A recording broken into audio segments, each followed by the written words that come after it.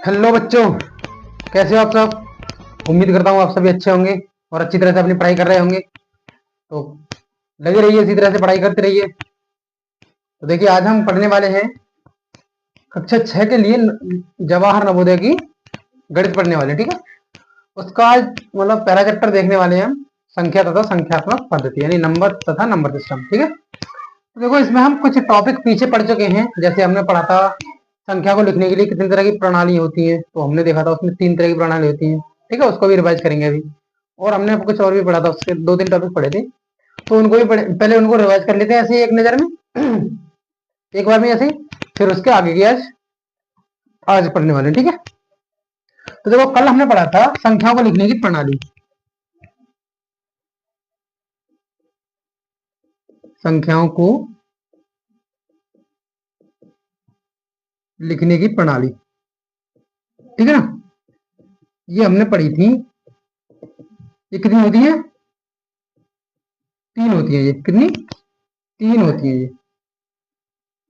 Number 1 जैसे अंतरराष्ट्रीय प्रणाली,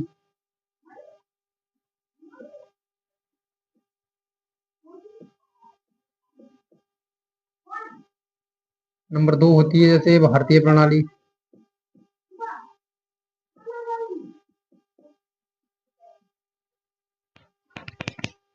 और तीसरी होती है, एक होती है रोमन प्रणाली।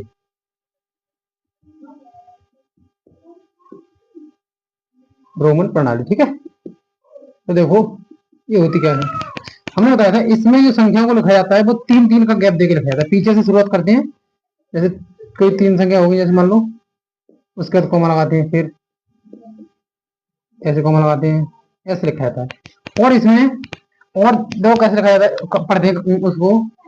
इसमें पढ़ते हैं इकाई, दहाई, सैकड़ा, हजार, 10,000, फिर 100,000,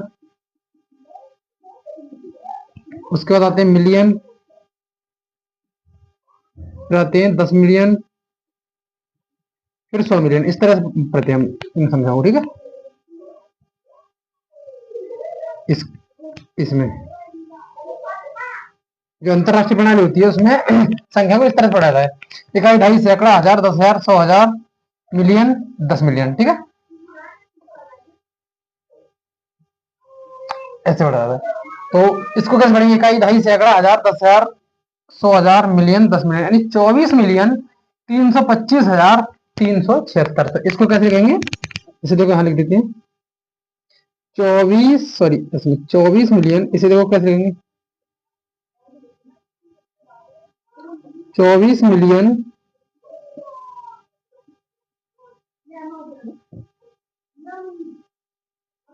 325,000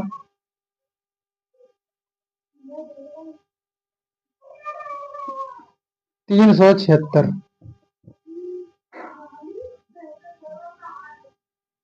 76, 76, ठीक है। ऐसे लिखा जाता है। ये होगी हमारी अंतरराष्ट्रीय प्रणाली।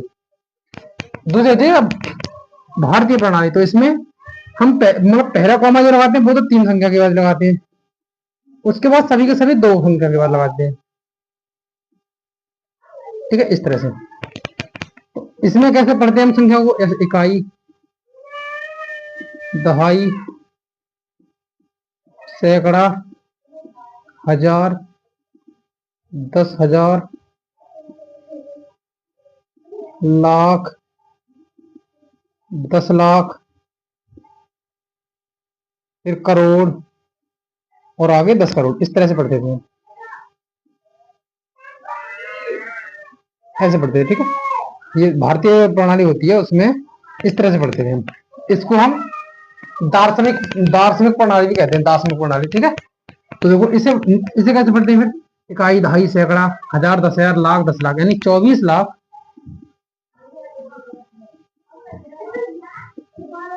24,00,000,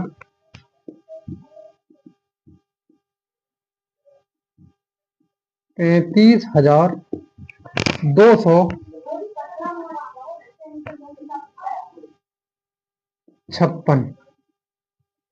इसे ऐसे लिखा था, ठीक है। इस प्रणाली में ऐसे और इस प्रणाली में ऐसे। फिर आपकी रोमन प्रणाली, इसमें किसी संख्याओं को लिखने के लिए हम कुछ संकेतों का यूज करते हैं, ठीक है। जैसे मैंने बताया था, 1 के लिए ये होता है, 5 के लिए ऐसे, 10 के लिए ये होता है, 50 के लिए एल होता है, 100 के लिए सी होता है, 500 के लिए डी होता है, 1000 के लिए एम होता है। तो इन संकेतों का यूज करते हैं हम लिखने के लिए, ठीक है। रोमन प्रणाली में जैसे हम 90 लिखें तो 90, मैंने बताया था 90 को कैसे लिख सकते हैं, 100 माइनस 10, तो 100 को जानते हैं हम सी और माइनस 10 एक्स, तो इसे लिखेंगे सी और एक्स पीछे, एक्स सी, ये होता है 90, ठीक है। तो ये होती है रोमन प्रणाली हमारी। ये तो हमने पढ़ी थी कल प्रणालियां, संख्या को लिखने की प्रणालियां, ठीक है, हमने कल पढ़ ली थी। इससे पिछली वीडियो में अगर किसी साथी ने, किसी बच्चे ने नहीं देखी है तो पिछली वीडियो को एक बार जरूर देख लें, ठीक है, ताकि ये अच्छे से तुम्हारा क्लियर हो जाए, ठीक है। अब देखो आज क्या पढ़ने वाले, मतलब अभी तो इसमें और भी पढ़ा था हमने कुछ कल, हमने फिर पढ़ा था जातीय मान और स्थानीय मान। क्या पढ़ा था कल? जातीय मान और स्थानीय मान पढ़ा था। तो देखो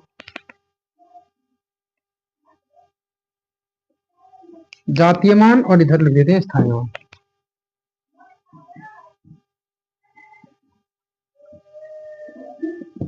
तो हमने बताया था जो जातीय मान होता है वो किसी संख्या में उस अंक के बराबर होता है जिसकी हम वैल्यू निकाल रहे होते हैं, ठीक है। जैसे मान लो 4 5 4 6 7 3 ऐसे ये है, ठीक है। तो इसमें मान लो 3 का जातीय मान कितना होगा? 3 ही होगा। इसको अंकित मान भी कहते हैं। क्या कहते हैं? अंकित मान। अंकित मान कहते हैं, ठीक है। जैसे 7 का 7 ही रहने वाला है, 6 का 6 ही और 4 का 4।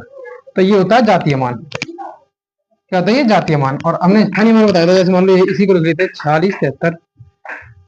देखो 3 का तो जातीय मान 3 ही होगा, सॉरी स्थानीय मान। और 7 का कितना हो जाएगा? इसमें 10 से गुणा कर देते हैं, हमने बताया था। ऐसे ही 1 से गुणा करते हैं, इसमें 7 में 10 से गुणा करते हैं तो ये 70 हो जाएगा। ये सैकड़ा पर है तो इसमें 100 से गुणा करेंगे, 6 गुणा 100 तो ये 600 हो जाएगा। ये 1000 पर है तो इसमें 1000 से गुणा करेंगे, 4 गुणा 1000 तो ये 4000 हो जाएगा। ये होता है स्थानीय मान, ठीक है। तो ये सभी चीजें हमने पिछली वीडियो में पढ़ ली थी, ठीक है। तो इन दोनों पर आधारित एक चीज लिख लेना। वैसे मैंने एक नोट कल भी लिखवा दिया था, एक तो एक और लिख लेना, एक नोट और लिख लेना, ठीक है। एक नोट मैंने कल लिखवा दिया था कि 0 का जो स्थानीय मान होता है और जो जातीय मान होता है वो समान होता है। लेकिन एक और लिख लेना यहाँ पर नोट करके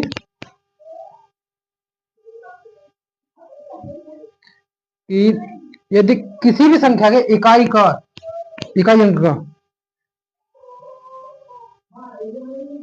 किसी भी संख्या के इकाई अंक का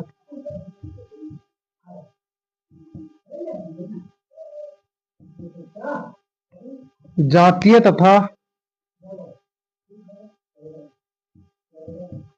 स्थानीय मान हमेशा समान होता है, ठीक है ना। इकाई का अंक होगा उसका जातीय मान भी उतना ही होगा, उतना ही स्थानीय मान होगा।